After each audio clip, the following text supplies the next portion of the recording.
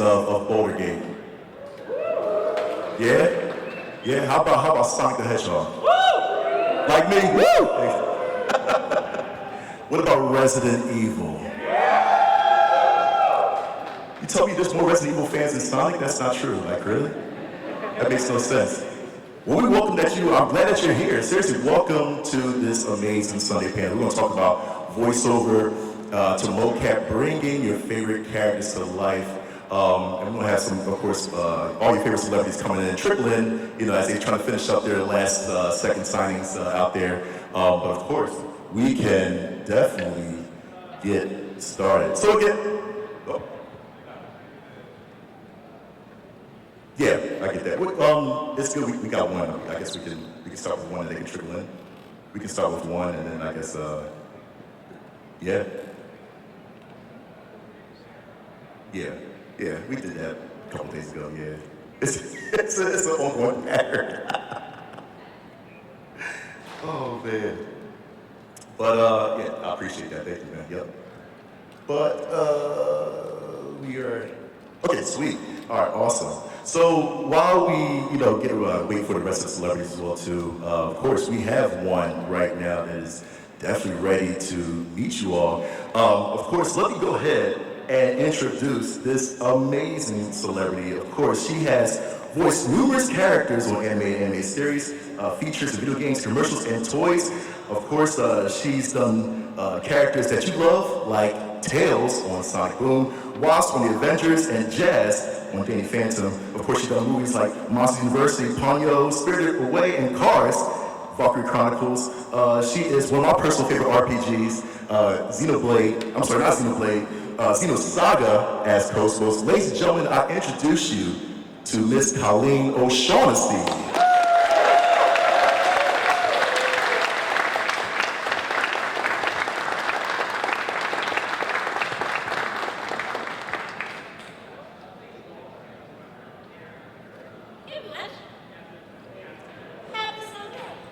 Happy Sunday, Miss Colleen. How you been? I've been great. Thanks. That's good. I'm good. Listen, I'm glad you're here. Me too. Thanks for having me. So while we wait for the rest of the crew, first of all, how are you enjoying TooManyGames so far? Oh my gosh, it's been so wonderful. It's been, I can't believe it's Sunday already. It's been a whirlwind, but just amazing. Everyone's so great. It's been fantastic. Yeah. Nice. I know, is this your first time in the, the Phoenixville, Philadelphia area? I've been to Philly before, but my sister used to live in Philly, so I've been to Philly before, but not this part of outer Philly. Yeah? No. Nice. Listen, we'll welcome you back. Hopefully you come back. Thank you. I would love to come back. Seriously, we appreciate you stopping by this weekend, and you've been a joy, especially to all the fans out here. So thank you so much. We appreciate you. No, thank you guys. Everyone has just been amazing. It's been phenomenal. So thank you for having me. Seriously. Let me ask you this real quick while we wait for a couple of people. Just for those that don't know you personally, like if you can give like a background of yourself, like if you had to explain who you are. I was born. How long do we have? I grew up in Michigan. So I'm a Midwest girl. I started out doing musical theater. Hello. Hi.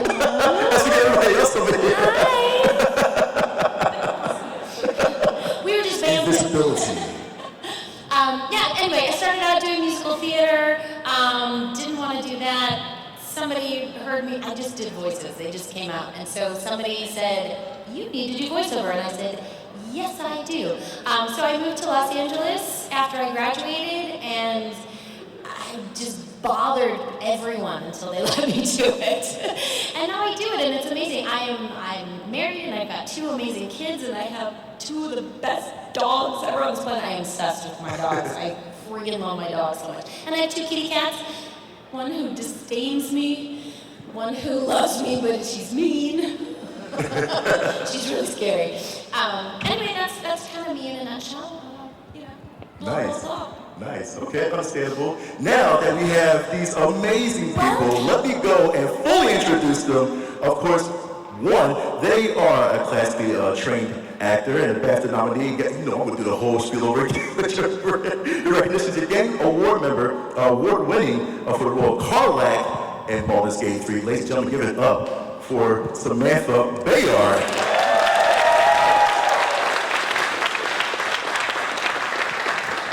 And last but not least, my favorite guy right here, man. He's born and raised in Boston, Massachusetts. You gotta be Boston too, man.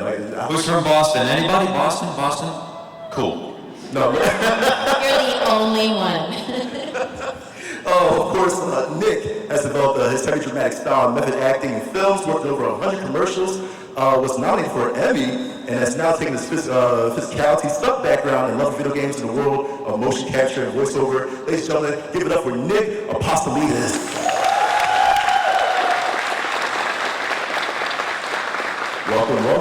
Welcome. As I asked Colleen, how are y'all enjoying Too Many Games? I know it's the last day. I hate to see you go. This has been fun. You guys having a good time? We're video game fans here. Are we all the only two? Hands up if you love games. This is a gaming convention. Who loves games? How you doing? She gets it going. Hey, sorry we're late, by the way. Sorry to interrupt your We were wonderful signing intro. things, and the time got away from us. Yeah, but we've been having a great time. This is a highly organized show. Really, we go to a lot of these things, and we're kind of blown away by it. The organization here, we're having a good time. They're never long enough, but we're just happy to meet all you guys. Listen, we love you. We hope that you come back. Seriously. Is this your first time? We asked Colleen, is this your first time in the Phoenixville, Philadelphia area? No. I've been in Philly for like a 10-day convention a long time ago. I love Philadelphia. It reminds me of Boston, the city you've never been to. No, I love the area, but yeah, first time here in Phoenixville, like in the burbs, as we say. But it's a great area, great people. Did you say 10 days? This was an auto convention. Oh, okay. I was like, Yeah. 10 days? Like, I did a 4-day one once, and I was like, oh, I don't know about 4 Those are days. killers. You get burnt out easily, exactly. How about you, Sam? I've never been here in my life. Hey. Thank you. Thanks for having me. It's awesome. I'm going to check out Phoenixville tomorrow. No, I'm gonna recommend you, all three of you, is to go and get a cheesesteak. But people want to tell you from where. Yes. So- And you all have different answers. So Please, I'm work serious. it out between you. Listen, I'm gonna tell you, and the crowd will agree, do not go to Pat's, do not go to Gino's. Don't. That sounds like consensus. Okay. Yeah, Look, I believe Fill you. the room. That's it. That's all I'm gonna say. You can go anywhere else, but stay away from Pat's and Gino's, or your life is in danger. There you go. Awesome. All right. Exactly. But now, for those that are brand new, for those that don't know, we asked Colleen as well this too. Give us a background of your stuff as far as voice acting and mocap goes. How long have we got? Not forever. So I've always loved storytelling, always loved games. Didn't really know how they got made. They kind of just appeared in front of me, so it went round the long way. I was at university studying English literature because I like stories. There was a module on Shakespeare. I got to see a lot of Shakespeare in London. I went, oh, okay, yeah, I like that more. That performing thing, that affects me more than just reading, and decided I wanted to be an actor. I trained for 3 years in London at Guildhall. Which is a classical Shakespearean theatre training. Funny enough, they don't teach how to act in video games, and barely any audio, and that's kind of what I've ended up in. But the great thing about sort of classical training is that it prepares you for everything. It's essentially a toolbox for the rest of your life. It's been really useful. You know how sometimes you do a really weird exercise, and they go, maybe one day you might use this. Like things like animal studies, and yeah, well, and it does. When you like have to just come up with something, you're like, oh, that character's a gorilla. And there's no cerebral process or method you have to do. You just have that image and you go. So it's just really useful stuff like that. As when I came out and graduated, apparently this doesn't fit visual media. So no films, no theatre, no TV, apart from a little bit of fringe here and there. I did a tour of The Hitchhiker's Guide to the Galaxy with the original cast because I did that. That's how I started. That's how I knew I wanted to train. Because I know nothing. I'm really scared. So that's kind of what kicked it off. And then I went straight back into audio. And I did things like lots of things with Big Finish, like Torchwood, with Russell T Davies wrote an original character for me to play. And I was Calliope in Sandman for Audible. Biggest audio book ever. So just throw that out there. Then I started like knocking on doors of video games. I realized I did Jennifer Hale's performance in Mass Effect because I was playing tough chicks in space. And then there she was, and I was like, oh, I think I could. So that was it. And then just meetups, and that's how I got involved with BAFTA Games as well in the UK. They're the only sort of official body of that size that really offer any support to devs and performers. And then Half Sparrow. Half Sparrow is an indie game, a point-and-click horror game. And through that, someone from Larian waxed lyrical about how much he loved it. And I slid into his DMs because this was pre-Musk when it all worked and I could see everything in order. And I said, hey, how's about an audition for a significantly large role? And here we are. Oh, I feel like I'm meeting for the first time. I didn't know all this stuff about her. That's like a 15-year period. So it's been a while. Wow, and then she ends up in a tiny game like Baldur's Gate. Jeez. You know what? It's crazy. You should totally play it. It's wonderful dating sim. Like, people talk about Dungeons and Dragons, but it's really well thought out. It's underrated, I think. Your turn. One day I started acting, and now I'm here. There you go. I enjoy brevity. No, I'm just kidding. I'll try to make this quick. I was working in hospitality about 15 years ago, and I was around people all the time, and I was very good with people. And if you ever hear something 3 times, if 3 strangers tell you something in your life, the same thing, they say that's the universe speaking to you and nudging you in a direction. And so, time after time, my guests in the hotel would come up to me, people that knew me, new guests, and they would always say, they would ask if I was an actor. And I would say no. They would say, well, you should try it. And I heard that like 50 times. And I would ask them, like, well, why do you say that? And they said, because you're a concierge, and that could be a really schmoozy position because they're trying to get tips. And they said, but when you speak to us, you have very honest eyes. So I heard that, and I said, you know what, damn it, I'm gonna try it. So I grew up in Boston. It's a college town. There's a lot of great film programs in these colleges and everything. And so I started auditioning for student films and booked a couple roles. I had a leather jacket and a gun, being a detective, and I said, you know, this is kind of fun.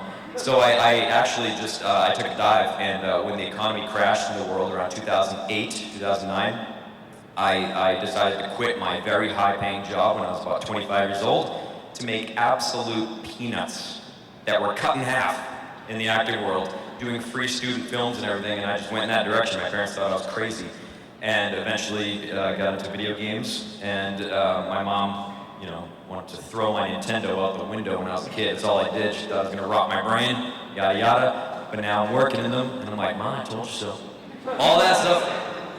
Yeah, and it felt like I don't have like the formal training of a lot of my colleagues, but when you're in a small town like Boston, it's not a big place like LA where there's like hundreds of thousands of actors. It's a small pool, and you can actually book roles. And I was booking dozens and dozens of independent stuff, shorts, features, music videos, whatever. I was auditioning.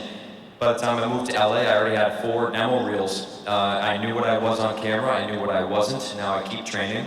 And my stunt background came from the fact that the stuff I was working on, they couldn't even spell the word budget. This was, we had to do everything. So I started as a set designer. I was building props. I was doing my own stunts, and that's how I learned and came through it. And then, so here I am. Video games are, the action background really helped me book the roles that I do today. And I work on a lot of military films. I have like military training, stuff like that. So my route into the industry was like very backwards, but there's no right way, right? That's great, because training only came in because the opportunities to learn on the job started to decline. So you've actually done the old school way. Yeah, the training was on the battlefield, as I say, and now I'm taking like official courses, workshops, working with directors, and you just learn along the way. You build that toolbox.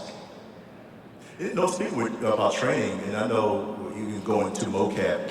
A lot of people have the assumption that you're supposed to have, if you have let's say, and I remember talking about this with you, Sam, yesterday. Let's say a couple years in school plays or whatever. Is that true? You're supposed to have some sort of drama under your belt, or can you get into it and be trained right there and just kind of know how to, perform or just especially perform mocap? Well, it sort of covers the whole gamut of movement, doesn't it? Like, I think if you want to do stunts, right, you probably should be a stunt performer first, right, rather than going to the mocap side. Neil was saying yesterday on the Baldur's Gate 3 panel, he thinks about 20% of the actors coming through had any training or experience. 80% of us had no experience in mocap.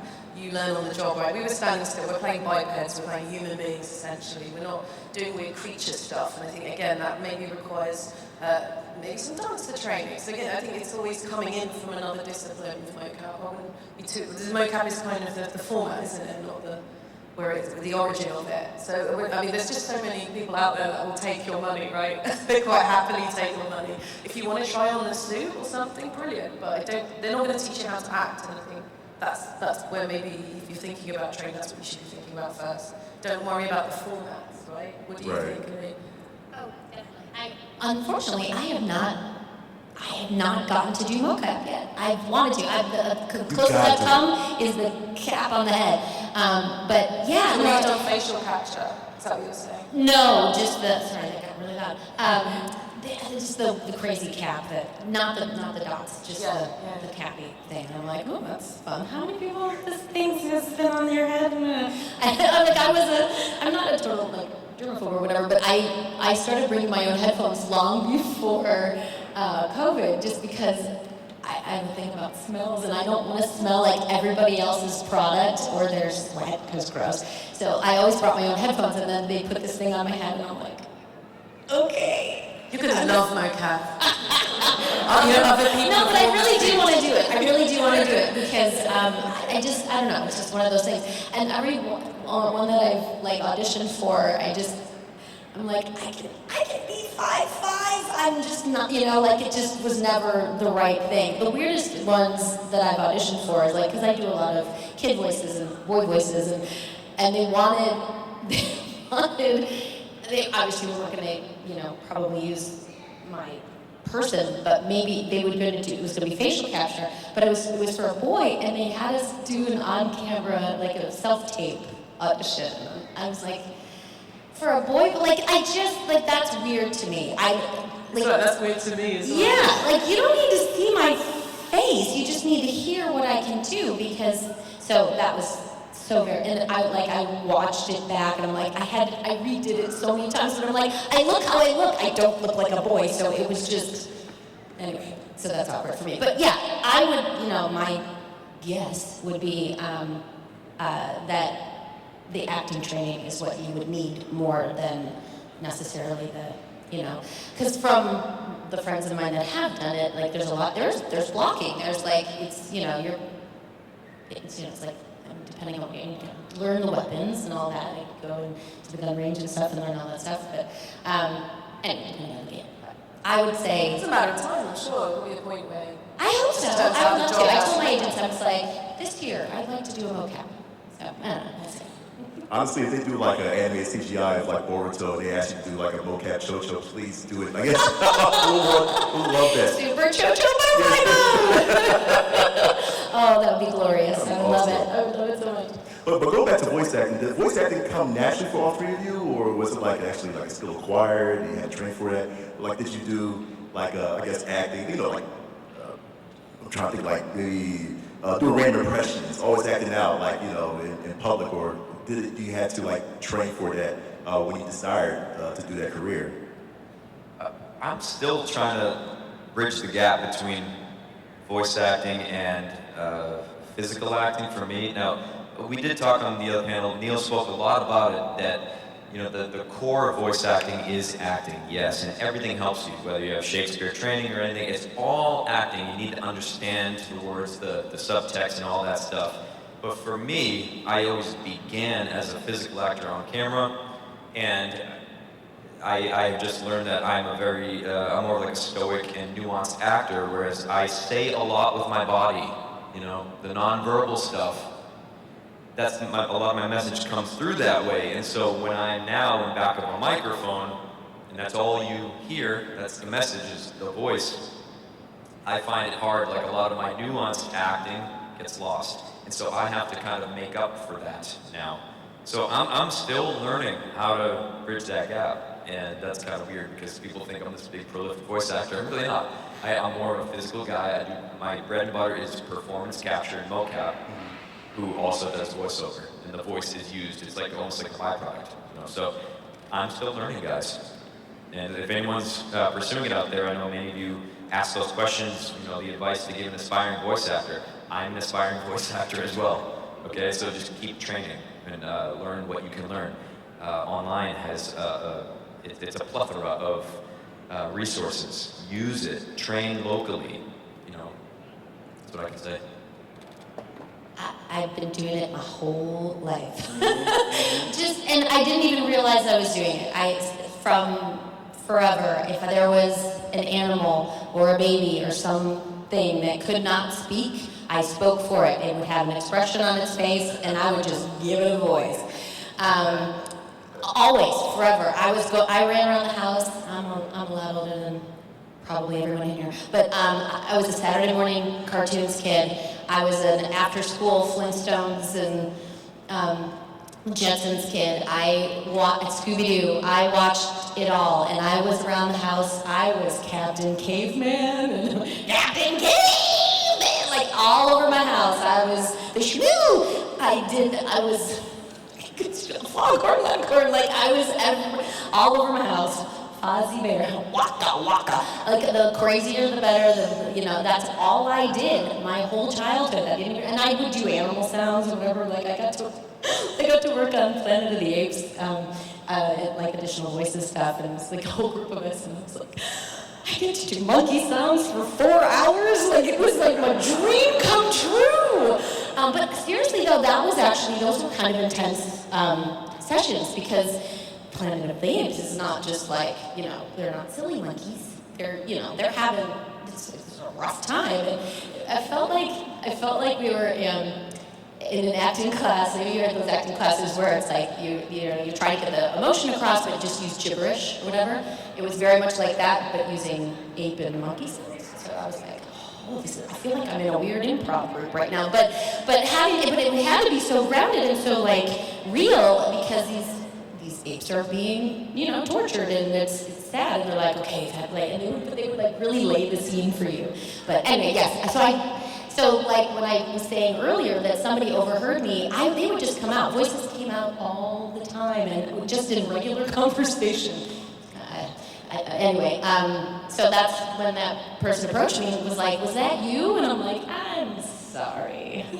They just come out. And she's like, no, you need to do voiceover. And it just didn't occur to me that was a job. Like, I've been watching it my whole life, but it didn't, like, oh, right, there's a human behind that. So that's where my path led me after my glorious degree. But it was all the training, so. Can I just say thank you for that answer, because you're so clearly a voice actor. I'm not a voice actor. I work for the physical first, and the voice is a result. And that love for all the sounds you can make, the fact that that's clearly an athlete's muscle you've got there. That focus, that joy, that enthusiasm for the different noises you can produce makes us so different in terms of if we have to categorize ourselves. I have so much admiration for what you do. Well, and I always, people are like, well, how do you do it? Like, how do you sound like a boy? Or how do you do it? And it's so hard to put into words how you do it, because you hear it in your head, and then you're just able to, spew it out. And the only way I can equate it is to music. Even if you're not a singer, everybody sings along to the radio or whatever. How do you do that? How do you make your voice make that note or whatever? And that's the closest I can come to it. I'm like, okay, this is your instrument. You have to learn how to play it. So anyway. Great, that's such a great answer. That is fair. We just busk it, don't we, baby? We just play one tune really well. See, when I was watching cartoons, I wasn't doing the voices like you. My imagination didn't work that way. I would just watch what I was seeing, and as a consumer, as a kid, I would just be like, hey, wow, that's cool. I would just enjoy I get it. lost in the story. I sit there quietly. Well, I sat and watched, and then when it was over, the training begins. Reenact the whole thing. I did it all over my backyard. It was, I was a weird kid. Well, here's the funny thing, because just to piggyback off what you're saying, Colleen, I remember I'm gonna geek out with this. I remember one session, I looked at one clip of your Sonic Boom. It was like a table talk, a read-through, I believe, and you had you, it was Travis, and Roger, of course. And then, and I don't know if it's true for everybody, but when y'all was in a room together, I always thought that when you go in, like for voice work, I gotta say voice work because Neil, when you go for voice work, my presumption is like, you let your voice do the work. You don't have to do anything else, whatever, no gestures, no animated stuff. But I see from the clip, y'all, especially Mike, doing gestures left and right, twisting body. I'm like, is that necessary? Does that help you bring the character to life? Like, what do y'all say? Absolutely, and it's like what you were saying earlier, Nick, about some of the subtle acting things that you can do and sometimes get lost. But I cannot do voiceover sitting down. I don't know how people do it. You have to put it into your body. You have to whatever character you're playing. I used to do. I worked on Avengers or Mightiest Heroes. Oh, so fun. And I was next to Fred Tatasciore. He played the Hulk. He took his shoes off, and I was always next to him because some directors or engineers like to assign you a microphone. And he was the Hulk. He was like this, and he was like, I literally was ducking. I'm like, whoa, because he's like, oh, smash, and I'm like, dude, whoa, but Yeah, how else does he make that sound? Yeah. It's so physicalized. Yeah. 100%. So yes. That's awesome. How about y'all? I think the first experience, behind the scenes, seeing a voice actor is probably Robin Williams as the genie, and I just remember bouncing around the booth and going, that's what it takes to get that performance out. I thought it was pretty cool. So I don't want to do that. That looks fun for him. And I applaud you, but I've worked with some incredible animation artists in my time, and so we're a different breed. They just do what they have to do to get that voice out of them, and I just think it's incredible stamina and resilience, everything they work with, so much admiration. On the other side, having done more cinematic things, so I've done lots of sci-fi and fantasy audio dramas, right? So we did Aliens, we did obviously Sandman, Hitchhikers, all that, and it's action, right? And you get the occasional A-list film actor coming in who has no respect for the genre and does film acting into a microphone and just something like this and thinking very intensely. Okay, right, so, and the poor director has to kind of teach them voice acting in the next 10 seconds, so that's always a joy. And it's quite humbling for them. So it just boils down to the more you know about the art of acting. The more you know, the more you're going to be prepared for whatever is thrown at you. And a lot of people don't know the differences between some of these, what do you call them, sub-genres of acting. I would say that's fair to say that because they are slightly different. They require a little something, but levels of energy, isn't it? Right? Sure, yeah. Essentially, or concentration. Because on film, I guess you are Robin Williams. Yeah. In a comedy role, you don't want to be bouncing off the walls to get that voice. Yeah. Because that's weird. Robin Williams doing the genie is a different energy than ASMR. Yeah. Right? Yeah. Just a little bit, but I'll tell a quick story about the physicality of the acting. This is interesting. During Resident Evil 2, some of you might have heard this in an interview, but one time in the voiceover booth, I actually choked myself out, and I didn't do it on purpose, and I don't recommend people do this, but I passed out in the booth. Because the very last recording session we had for RE2, we were doing a lot of death efforts, sounds, whatever you call them, and I think you guys are familiar with this. They're very intense. When people die, your characters die, they get lit on fire, blown up by grenades. It's painful, you hear it in the game, and that's because it's killing our voices. We try to do it safely, and I was a bit newer to the whole world of video games and voice acting, and we were making brutal deaths, and the very last one, I was getting really tired, my endurance was going down, my stamina was going down, and the director said, all right, we got one more death. Let's go all out, then we'll go home, wrap the game, and we're good. I said, okay, let's give it hell, And he's like, all right, imagine Mr. X is grabbing you by the neck, he pulls you up, your life bar's going down, he impales you with his claw, and with your last breath, you just kind of die. Blood curdling, you name it. He's like, let's go for it.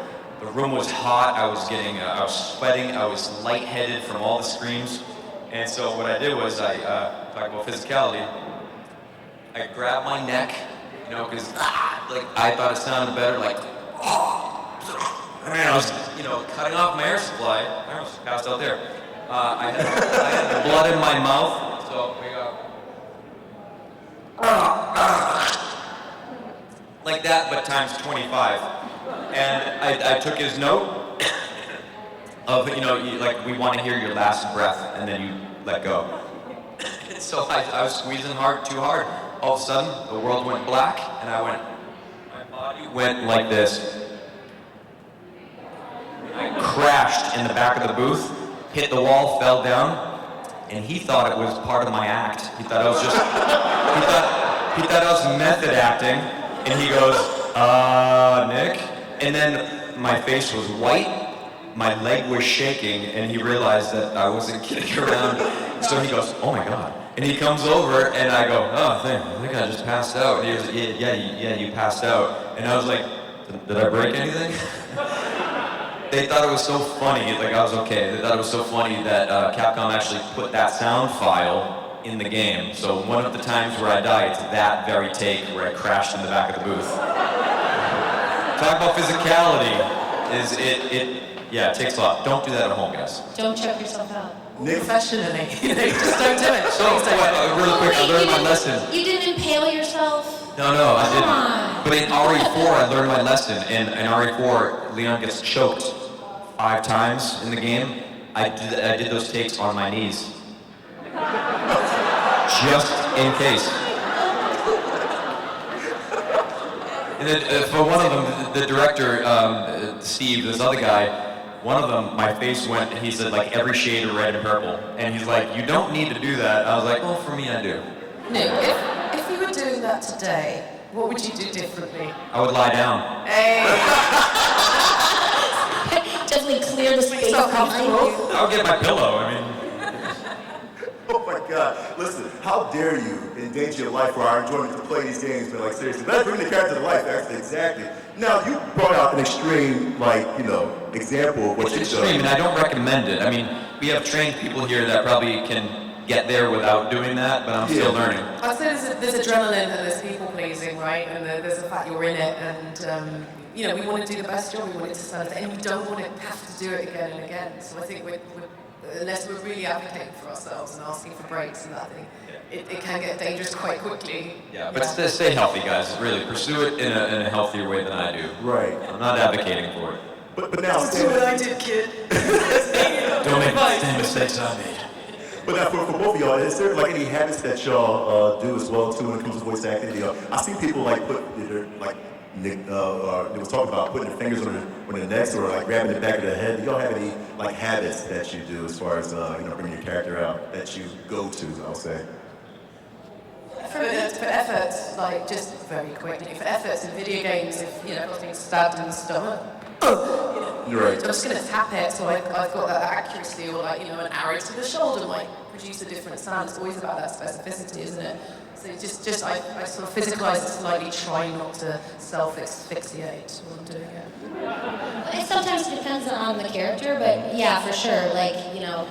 They're like, oh, just give me a library of getting a task, like getting hit. And so yeah, there's the gut punch, and I'm like, oh, you just got shot.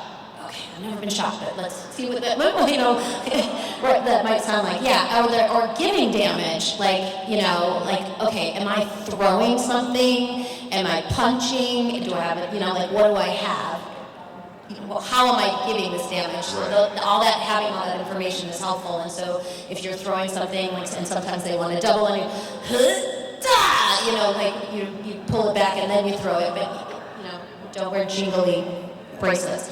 I learned that a long time ago. Don't wear loud clothes or bracelets. But yeah, you put it in your body for sure. But those ones where now you're being electrocuted, death by shooting, death by the choking, the gurgling, drowning.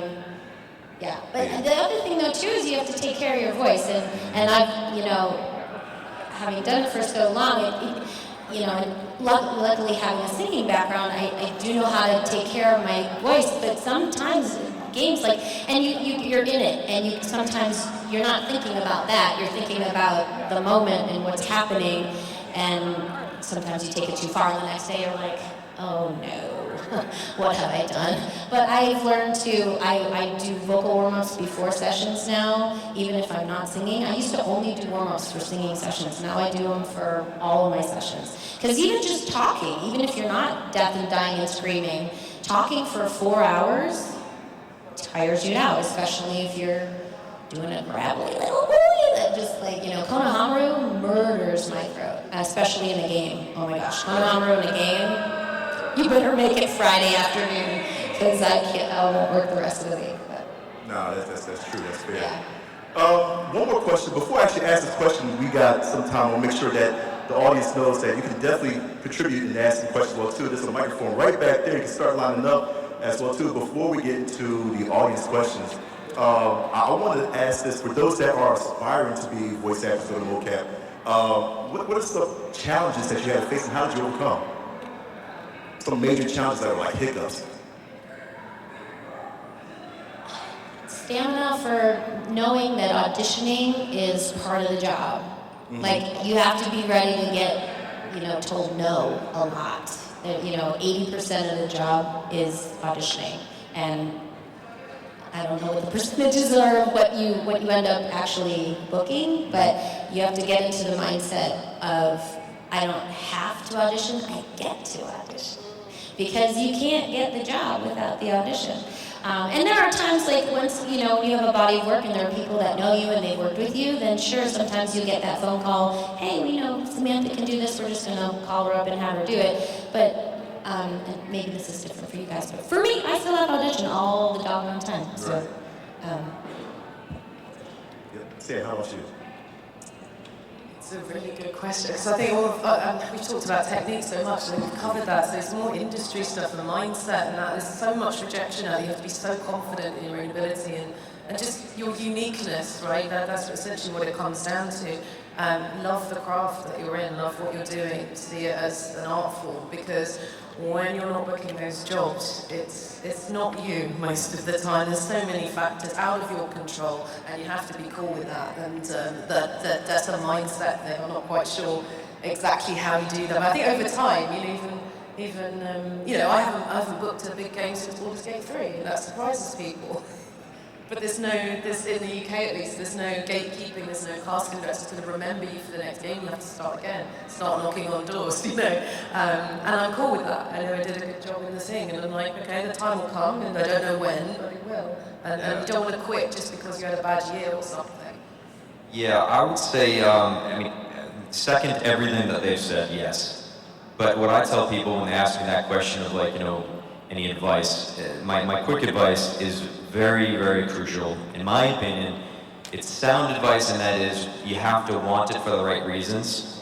And if fame is your number one immediate goal, you probably shouldn't attempt this. But if you really enjoy doing it, do it and love the process. And a lot of the process is auditioning and training and learning it, but it's going to take you a long time. You're not just going to be discovered on the street and say, hey, you look like you're the next star of the next big game. Like, you really got to bust your ass, okay? And that goes with anything in life. I was going to say, if you're looking for fame, don't choose non-visual art forms, like voice acting and mocap. I've been recognized on the street 3 times in like 8 years. So I'm just saying, that's not why we do it, right?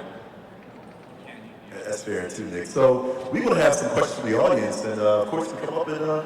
What's up? Hey guys. So for each of you, is there a specific franchise that you hope to mocap for down the line? And I can also apply to you, Colleen. What you got? Like any. That's it. That's my answer. We don't get to pick and choose. There's the time. I like news stories. I would say if I'm going to a franchise, all the best roles have been taken, right? So. Me, Mega Man. I like old stories too. Yes. Star Wars. I would love to do anything in the Star Wars universe. I don't care if it's mocap or not. Awesome. Thanks, guys. Excellent question. Good, quick question. I like it. Just wanted to know, this can go for all 4 of you. What's been your guys' favorite show recently? Something you'd recommend to everyone here to watch? I'm looking forward to season 2 of Severance. That's good. Workplace misery is sort of my thing. So. I don't really watch a lot of TV. I'm gonna think about this. Nick, you don't watch Andor no was TV? good, if you haven't seen that, but it's Star Wars. I'm trying to remember what that Most is. all my free time goes to video games. Really busy people. We just finished all of Peaky Blinders. Like, we watched all of it, which was so good, but like 6 seasons of that all in a row was a lot. But we loved it. It was great. Yeah. How's your Birmingham accent? I mean, it's all right. I'm surprised nobody says Squid Games. I'm looking for Liverpool. Well, I want to say Peaky Blinders, but I'll bleep myself. Hi guys. Hello. Kind of a generic question, I guess. What does, when you walk into the studio to do either mocap or voiceover, what's like the prep process for it? So like you walk in the door, what happens before you go out on stage and do your performance? Like, are there meetings with the director? Is there like a setup process? How does that work? I can talk to Baldur's Gate 3. Obviously, we did a mocap simultaneously. You get in the suit. Okay. That's the prep. You go to the studio, you meet the director, you may or may not have worked with them before, they'll talk you through what scenes we're doing today, and that's it. You go in. It was very, just get up and go. There's no blocking or... No, because we did it singly, and we were glued to the spot. Glued to the It was spot, very okay. easy to do. We just had to, what the discipline was that we did it line by line because there's so much choice. It's very seldom you got to do a monologue or anything. And you started from what was agreed to be a neutral position for your character, and then you start and end the line on that. So there's no flow whatsoever, but it has to sound like there is. That was what you had to do, yeah. And every studio works completely differently as well. Because I know I'd love to do one more like a theatrical film, I suppose, where you have got the whole set behind you. It's at least represented. The set is represented, and then you're walking through a full scene with other actors. I'd love to do that. Yeah. The projects that I've worked on, a lot of the Resident Evil games, we do warm-ups, physical warm-ups a little bit, just to get your body loosened up, voice, get that loosened up as well. And what they usually do is, because the environment in Resident Evil is so particular, and they visualize, so they show you kind of on the screen a rough rendering of like, okay, so for this scene, we're in this room of a castle, and they kind of show you what it looks like, and we do have blocking out there. These are structures built out of really just like 2x4s. Just like, that right there is a desk. That there is a armoire or something like that. You have to walk around that, walk around the bed, don't go over the bed or something, and so you know what the room looks like, but we are in a big structure like this. It's just a big like warehouse of a room, you know that. And so they just give you an idea of the scene, and that's it. You interact with a few things that you might have access to, like a table or anything, and then they just throw that digital skeleton of you and your scene partners into the world. But they show you the pictures to say, this is where you are, and that castle in the background's on fire. Just so you have like kind of context of like the stakes here, So it's kind of interesting. You do have to use your imagination quite a bit, much like theater. Hi. My question is a little more Colleen focused, but I mean, it's also kind of in the class across the board. But for like getting that specific shape of your voice for things, has there been any like particular times where it will not go through, and like you really have to like really try like something, like kind of like put a different spin on it or do anything like that? Actually, yeah. A couple of years ago, I kind of lost my upper range, and I was really worried because I was like, "What's happening?" Like I couldn't. I sing along to the radio. I sing all the time. I do voiceover all the time. I had been doing mostly boy voices, or if it was an adult, sometimes they let me play an adult. They were like deeper in my register, so all of that range was good, and I was cast as a little girl in something, and I was like, oh my goodness, I can't, like, I would open my mouth and I'd be like, and nothing, not even that would come out, like nothing. And I was like, holy, that had never happened to me before. And so I was like, okay. And it was a morning session, so I was like, called my agent and I'm like, let's not book anything before 11. Just because I don't know what's going on with my voice, and I would be very like, okay, I need to warm up, and I don't know what's happening, and so I actually went to the doctor, because I was like, oh my gosh, do I have notes? Like, what's happening? I was so worried, and they did the whole scopy thing, which is awful. And it's like you have to hold on to your tongue, and they're putting this thing down your throat, and they're like sing. I can't remember if they had me sing A or sing E, but you're holding your tongue, so it was really, really hard. I'm like, and she's like, hold it out as long as you've also got this thing down your throat. It was crazy. So anyway, I started doing vocal therapy after that. She said, you're good. It's just you, and it was, your vocal cords are really fun. I don't know if you guys have ever done it, but they look like jellyfish. They're like, they did not look at, because you hear chords, you think, I'm like, oh, it's going to look like a harp. It doesn't look like that. It's more, jellyfishy. So she recommended vocal therapy, which I was like, well, I have got the singing background. Like, what's she going to tell me that I don't already know? She taught me a lot, which was great. Luckily I did not have notes or anything. She said she could see one teeny tiny little boop, and she said, knowing you do what you do, she said, I'd be surprised. She said, I wouldn't believe you if there wasn't something there. So anyway, so I did some vocal therapy, and thank God it all came back.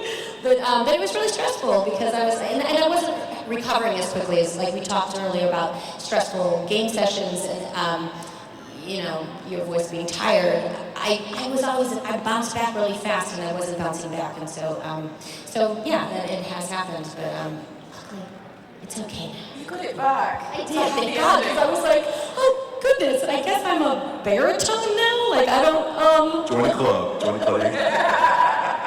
Yeah, no, it came back. Hello. So while recording some of the more physical work, I was just wondering if any of you guys have had any funny mishaps, like tripping over your own feet, knocking over props, stuff like that. Passing out in the booth. Passing out. He did the best story. What do you want? He always died for you. What do you want? Well, you're not here during that story? You're not satisfied, sir. I'm just kidding. I did Demon Souls at the beginning of COVID, and back then they liked to spray down the room with bleach. To get the COVID out, and you spray the room with bleach. We all did it, right? Yeah. So yeah, 2-hour session, and like now you're electrocuted and you're falling 50 feet, and now you're on fire falling 50 feet, while trying not to die of fumes. So that was a bit of a mishap. Oh, really quickly, when you wear the suits, the what is it? Mocaps. I forget what they're, Lycra? It's a Lycra suit. It's almost like a scuba dive. Exactly, so it's like skin tight, but it's also a Velcro sticks to it. And we are covered in these Velcro little balls and everything like that, and they're very sticky and they come off easily. So if they touch other Lycra and other people, they want to jump to the other person or stick you guys together. And so anytime you have physical contact with another actor, like if you're picking someone up, hugging them, whatever, sometimes you stick to each other. So you do a perfect scene, wonderfully acted, your best take ever. You go to hug them, it's going to be okay. And then you try to separate and you're like, take ruined, do it again. It's like, oh, damn it. That happens all the time. I just remember it because I didn't have a physical interaction with anyone else, and yet I still managed to move my markers around. So we do full calibration, it's all working, and they'd be like, Sam, why's your leg over there? Like, what? And I somehow have shaken off the marker. You didn't stick to yourself. Stick to myself. They're like, why are you sitting cross-legged in midair? Hi, for all of you, what was your most emotional scenes that you guys remember from like any projects that you've done? I think mine's quite well known. Baldur's Gate, there's a big scene where we get to get a bit of revenge on someone who's wronged Karlach, and there's a scene after that, and I was very ready for that to happen because, looking at her arc, it was clearly someone with PTSD for me, and we talked about that, everything, the jokes, the banter, everything was always rooted in trauma. It's what people do. Watch out for the ones who make jokes all the time. And so I was so ready for that scene when it came up, and lovely Josh Whedon, who was phoning in from home actually for that scene. He just talked me through just all the stuff that she's been thinking, all the stuff that she's repressed in the back of her head. And that was a black hole in my chest called nothing. And we named it, and it all came out, and we did it in one take. It's pretty good. It's one of those things where you're like, if I don't enunciate this, we've got to do it again. So I just had to really make sure that I was clear, because this isn't going to happen more than a couple of times. It's pretty cool. But aren't those scenes the best, though? Oh, so cathartic. And to do a monologue as well, so doing it line by line. Just what about you guys? I can't think of one from a game, because you're either dying or, I mean, that's emotional, I guess, but then you're dead. The first one that popped into my head was, did anybody watch Naruto? Anybody? Yeah? Okay. So, Asuma. Yeah, both Konohamaru and Ino, and I had to do both of them, I think, in the same day, and it was just, it wrecked me for the rest. I'm like, Asuma! And it was just, but it was like, it was not silly like that, it was real, and it was just, it wrecked me for, spoilers, he died.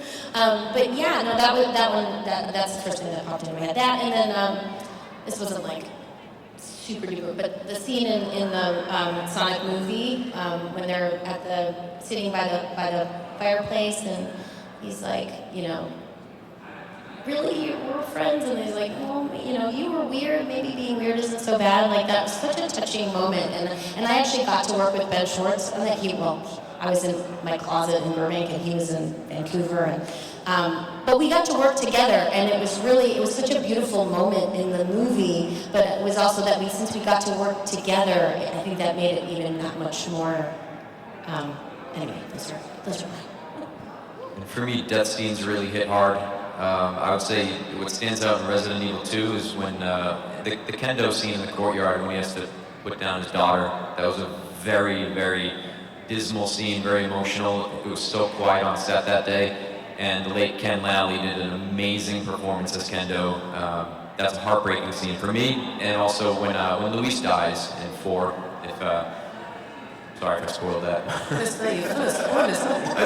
die in this game. People die in this game. It sounds awful. It's been about a year and a half, sorry guys, but that scene was crushing, on set again. It was very quiet, and the air had the sadness in it, and so we knew that was going to be a powerful scene. That's good, Quinn. Hey, so, what advice would you give to someone, especially dealing with the anxiety of trying to get into this industry? And kind of the voice in your head telling you you're not good enough? I mean, it's kind of been covered a little bit with what to be prepared for mentally for, if you do go after this career. We spoke a lot about that. It's just want it for the right reasons, be prepared for it. I wouldn't call it rejection. It's not rejection when you're auditioning, say, 50 times and you book 2 roles. Pretty normal, isn't it? That's the going rate, guys. All right. So if it takes you a couple of years to get traction, welcome to the club. That's not an anomaly. All right. So really, just have patience, have grace with yourself, and trust yourself, and want it for the right reasons. I'll try and briefly summarize it. We touched on this yesterday in the Baldur's Gate 3 panel, which is, I think a lot of that sort of anxiety will come from placing too much on external validation. You want to get rid of that as soon as possible, because that's not going to help you in life. And I would recommend any sort of self-compassion therapy or meditation, and just cultivate that friendly voice in your head, really. I think it takes a bit of work, because we all do it to ourselves. We all call ourselves names, and it's a real effort to get out. That's not helpful. 100%, and the only thing I would add to that is, like Nick said earlier, you have to love it, and if you love it, do projects with your friends, write your own things, create characters, and keep finding the fun in that. Don't put so much pressure on yourself to make it happen overnight, because it's not gonna. Reality, it's not gonna happen overnight, it's just not going to. And also have other things in your life that you love. Whatever that means. If that's just sitting and reading a book or hanging out with your dogs, that's That's what I like to do. I like to hang out with my dogs. But you know what I mean? Like have other things that fulfill you as well. And love it. You have to love it. It shouldn't be a chore. It shouldn't be work. It shouldn't be, I mean, it is work, but it should be satisfying work, if that makes sense. Yeah. Okay, we got one final question. Go for it. No pressure, right? Thank you all for coming out today. And from one theater nerd to another, what was that one thing that made you realize this was right for you? What was that thing that said, this is where I should be? If only life was that easy, huh? I think it's a theory, for me, it's just a series of steps. I wouldn't say it was one moment, sorry, it's a boring answer, but it's the truth. Yeah, I think over time, you go, okay, it's like testing the water and yeah, this feels good, this is all right. And I think, like, just to follow up what you were saying, it's if you realise that you have got something, even if that is through doing unpaid projects with your friends, realising you actually have that talent, believing it, I think you have a lot of a better time of it. But did anyone have like one? So many steps. Probably when, I don't know, I'm gonna just go with, when I got an agent pretty quickly, but I didn't get a lot of auditions. And like, I had the same, you know, there weren't a lot of auditions happening, and he sent me out on one. Back in my day, they used to do what they called hip pocketing actors. I don't even know if they do that anymore, but they used to, like, okay, we're going to represent you, but we're not going to sign anything yet. We're just going to kind of give it a go and see what happens. And I was like, okay, well, you know, at least he's going to send me out or whatever. And one of the first auditions that he did send me out on, I went to producers. And I was like, well, that's got to be a good thing, right? And then he signed me, but then it was crickets. So I was like, oh, okay, this is great. And I used to make up reasons to call or whatever. And so then I reworked my demo, and I got another agent after I did all this targeting, steps. But yeah, steps. But then I got another one, and as soon as I got this new agent, they put me in the booth at the meeting, which I was like, what is happening? This is awesome. I went in the booth, and then that, like, so with the first agent, if I had maybe 8 auditions the entire year, which is not enough, I had 8 the first week with the new agent, and so I think that's where I was like, okay, I think we're good. It'll happen eventually. And it did, but it was still another at least a year before I actually got paid for something. And for me, I would say my entrance into video games, I think that was a turning point for me. I had been an actor for many, many years before that. I had done well over, 100 or something projects on like, TV and film in that realm. But it wasn't, and I always had fun. I was always proud of my work, and that was my trajectory. That was my career that I was going to build upon, and I knew it. But the first day that we had the round table in Los Angeles, when the team from Capcom, from Japan, they came from that country to here, and everything was translated, and we were talking about a new video game that was going to be made, and they trusted me to be like a lead guy. First of all, Capcom's one of, they've been my favorite franchise, developer, I should say, favorite developer since the Mega Man days back in the 90s when I was a wee little boy. And Resident Evil's been my favorite franchise. So when I was sitting in that room, there was this weird thought that was going through my brain that I was like, whoa, this is it. Like, my life has come full circle, that I'm working with these guys on this project, and my mom wanted to throw away my Nintendo, but this is why she didn't, was this moment. And so I think I called them up and I was like, thank you for not throwing it out. Thank you for letting me play. And I think that's when it came full circle for me. Excellent. Now, real quick, because I know there's a lot of aspiring voice actors voice actors and actresses here in the audience. How can they get started? As far as what's the process, step by step, in your opinion? What was the question? What's the step-by-step process on how to get into it as far as, hey, I want to be one. I'll give you this example. I don't think that There's no step-by-step, there's no manual. That, Right. you There's know, no manual. I think so many of the things that we've already said, everybody's got their different path of how they made it to this point of actually getting to do this job as a living. But I always tell people, acting classes, we've already kind of, said, start there. I don't, Yeah, It's like no two careers are the same as a performer anyway, right? So our paths are so individual. I wish if someone had just said, just do these 10 things, it'll take X number of years, and then you can make that choice. But it's such a long and winding path and an individual thing. I'd love to be able to say, do these 5 things, and you'll make it. You can't. I was lying. I just bought my way into the industry. So if you got money, guys, you can just eat 5 those rolls. Inner voice, Nick. I'm just kidding. Just kidding.